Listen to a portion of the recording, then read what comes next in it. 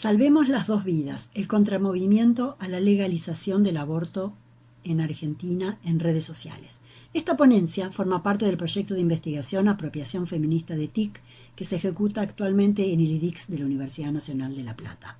A mediados de 2018, como reacción feroz a la media sanción legislativa del proyecto por la interrupción voluntaria del embarazo en Argentina, los grupos contrarios al aborto legal intensificaron su presencia en diferentes espacios públicos, entre ellos las redes sociales, y muy en particular en la plataforma Twitter, por la fuerte valoración que concita en sectores periodísticos y político-partidarios.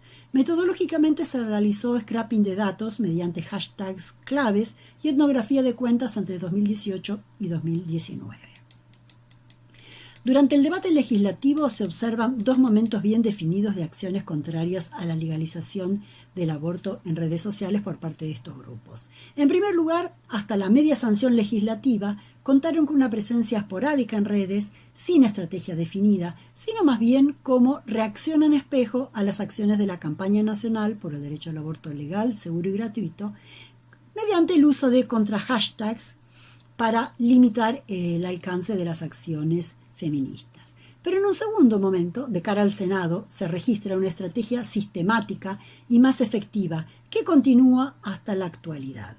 Entre las principales características de esta segunda etapa se identificaron cuentas falsas y creadas ad hoc, bots, para incidir en los debates, convocatorias a ciberacciones sin un sujeto convocante identificable, lo que podría denominarse, para dar la idea de un eufemismo, como movilización ciudadana, profusa diseminación de información sin fuente verificable, apropiación de hashtags feministas, por ejemplo, ni una menos, transformados en contra hashtags, ni una menos no es aborto, utilización de expresiones como salvemos las dos vidas, Argentina es vida, con aborto no te voto, e imágenes de alto contenido emotivo y propio del cine gore, como los fetos ensangrentados o las piezas descuartizadas a doquier, las clásicas designaciones de bebé o niño al feto, identificación con los colores de los símbolos patrios para asociar con una causa nacional, a la vez que pretenden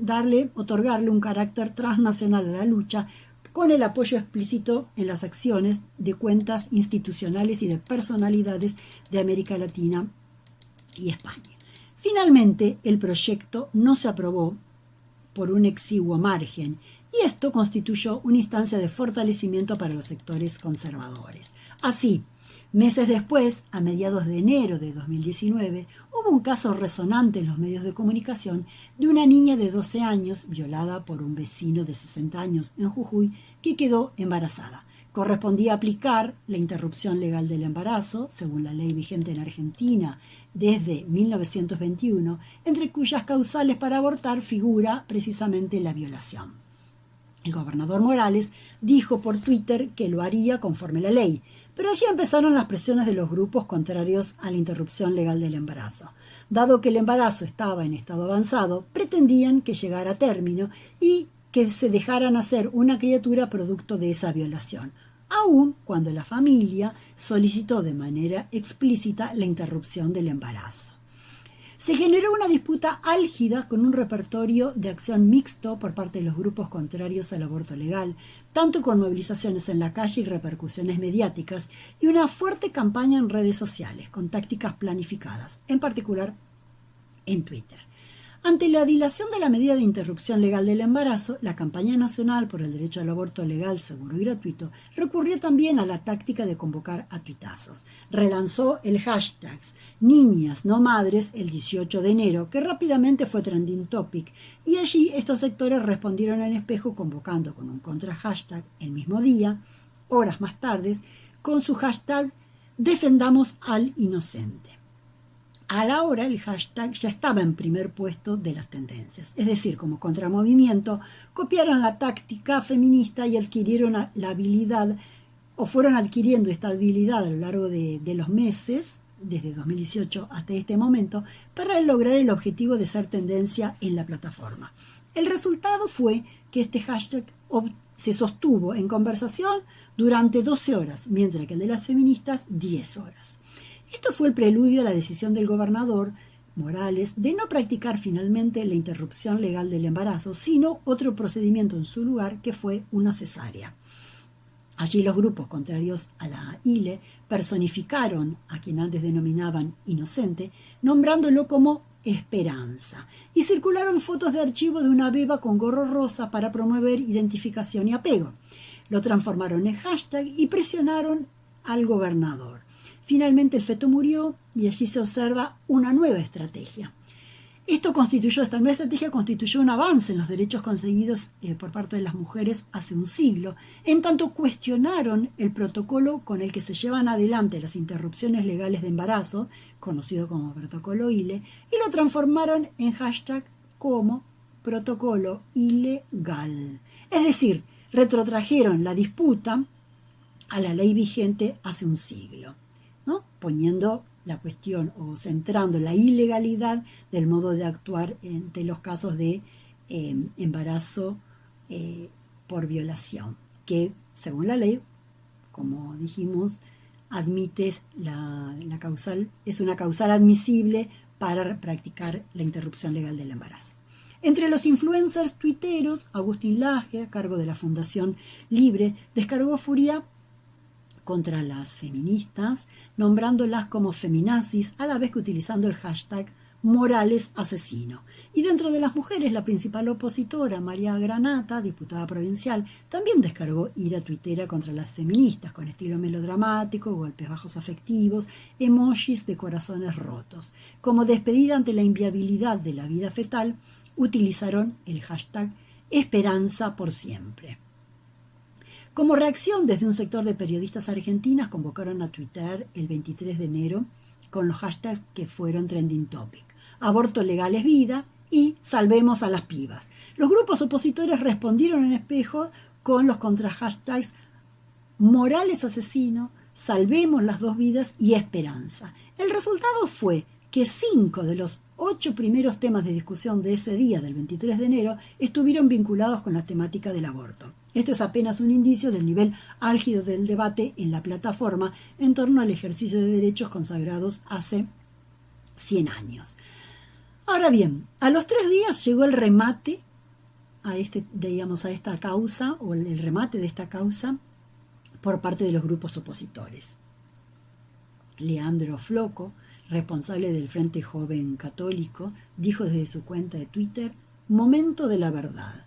Lanzaron entonces una interpretación que pretendió cambiar los términos del debate. Afirmaron que no existió violación, en tanto la madre prostituía a la niña, y entonces era un caso de trata para explotación sexual. El aborto, dicen, lo pidió la madre para seguir explotando a la niña, y allí lanzaron entonces una convocatoria a tuitear con el hashtag Trata con Aborto y plantearon la complicidad feminista para continuar con el abuso de la niña en particular y de las niñas en general, para desacreditar el accionar feminista. El hashtag Trata con Aborto se convirtió en tendencia, aunque solo 3 horas, un resultado pobre respecto de otros resultados que venían teniendo en la plataforma en cuanto a duración y a cómo se posicionó. Pero más allá de este giro, lo que quisieron es imprimir una nueva argumentación, un nuevo modo de ver los casos para cuestionar la legislación vigente desde hace 100 años. Entonces, este caso condensa varias dimensiones de las tácticas utilizadas por contramovimientos en general para desprestigiar los avances de los movimientos sociales, como diría Dillard, ¿no? Entre ellas la circulación de noticias falsas, el desprestigio de sus adversarios o adversarias, en este caso denominándola feministas berretas, feminazis, pañuelitos verdes. Se inventan narrativas melodramáticas donde se plantea que las feministas no cuestionan al violador y tapan la trata de la nena mediante el pedido de aborto. Y en general la información que circula no consta de fuentes fiables. De este modo se intenta desacreditar, herir y desgastar a las adversarios y adversarias en la lucha, en este caso para avanzar en el cuestionamiento de derechos adquiridos en la sociedad hace 100 años, como las causales para la interrupción legal del embarazo. Habría que decir que, trayendo este ejemplo o este caso analizado a la actualidad, la disputa continúa y se han utilizado parte de esos argumentos en otras situaciones donde se solicitó la interrupción legal del embarazo frente a situaciones de violación. Pero cuando digo que continúa hasta el presente, en tanto en la actualidad, el proyecto por la legalización del aborto fue presentado por 8ª vez consecutiva en el Congreso en 2019 y espera ser debatido.